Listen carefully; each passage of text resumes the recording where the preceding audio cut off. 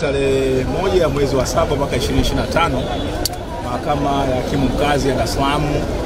katika eneo la Kisutu ilikuwa inasikiliza kesi ya matumizi mabaya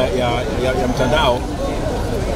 ambayo ilikuwa inamhusu mwenyekiti wa Chama cha Demokrasia na Maendeleo ndugu Tundu Antipas Mugwai Lissu mbele ya hakimu mfawidhi Muhini. Sasa kesi ile ilitakiwa iendelee kusikilizwa, lakini upande wa mashtaka umesema kwamba unaomba kesi hii iahirishwe kutokana na kwamba kuna maombi ya mapitio ambayo upande wa wakili wa mshtakiwa Tundu Lissu umewasilisha katika mahakama kuu ya Dar es Salaam kutaka kupinga kwanza ukatiba kufanya kurejewa kwa uamuzi wa mahakama hii ya hakimu mkazi wa Dar es Salaam ya kutopeleka faili la kesi hii katika mahakama kuu ili uamuzi wake wa kutotoa uamuzi kuhusiana na maombi ya Tundu Antipas Lissu kwamba kifungu cha namba 188 cha sheria ya mwenendo wa makosa ya jinai kinatakiwa kiangalia ukatiba wake, kwa sababu kinaruhusu mashahidi utolewaji wa ushahidi kwa njia za kificho, na anaona kwamba inahatarisha haki yake ya kusikilizwa kwa haki na kwa ukamilifu, ili kwamba mwisho wa siku maamuzi yawe ya haki. Kwa hiyo kuna swala hilo ambalo hakimu hapa alikataa kulitolea uamuzi, na wakili au mshtakiwa Tundu Lissu amepeleka maombi hayo katika mahakama kuu, na shauri hilo lilikuja katika mahakama kuu ya Dar es Salaam tarehe 28 mwezi wa 6 ambao mwezi umepita,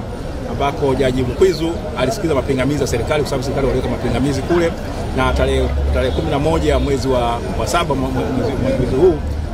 mwaka huu atatoa uamuzi wake juu ya mapingamizi ya serikali. Aidha, kuna kesi nyingine ya pili ambayo imepelekwa mahakamani ambayo inapinga vile kutolewa kwa jinsi kile kiapo ambacho serikali kiliwaruhusu, yale maombi ambayo yaliruhusu serikali kuleta mashahidi wao kwa kificho, kwamba kwa kuyasoma tu, kwa sababu ilisikizwa upande mmoja, yanaonyesha kwamba hapakuwepo na ushahidi au mazingira ya kutosha kumwezesha hakimu kuweza kufikia uamuzi ule aliofikia wa kuruhusu kutolewa ushahidi wa kificho kwa watu ambao sio maaskari. Kwa hiyo na hiyo ni swala vile liko kwa hakimu au kwa Jaji Elizabeth Mkwizu katika mahakama kuu ya Dar es Salaam. Sasa kutokana na kwa mashauri hayo mawili, upande wa jamhuri umeomba kwamba kesi hii iahirishwe. Kwa upande wa utetezi, mawakili wa utetezi tulipinga hoja hiyo, tukasema kwamba hayo hayahusiani, kwa sababu mashahidi ambao walikuwa wakitoa ushahidi hapa katika mahakama hii ni wale ambao ni maaskari. Lakini mwisho baada ya hizo hoja zote, hakimu amesema kwamba yeye anaamua kuahirisha shauri hili hadi kwa tarehe ambayo itajulikana, ikisubiri kwamba maamuzi ya mahakama kuu katika mashauri mawili ya mapitio yaweze kutoka, na baada ya mapitio ya maamuzi ya mahakama kuu kutoka kuhusiana na maombi mawili ambayo yamewasilishwa kwa niaba ya Tundu Antipas Lissu kule mahakama kuu, ndipo kesi itaweza kujulikana kwamba itakuja lini. Kwa hiyo kwa hii kesi ya mambo ya uchochezi ya sheria za mitandao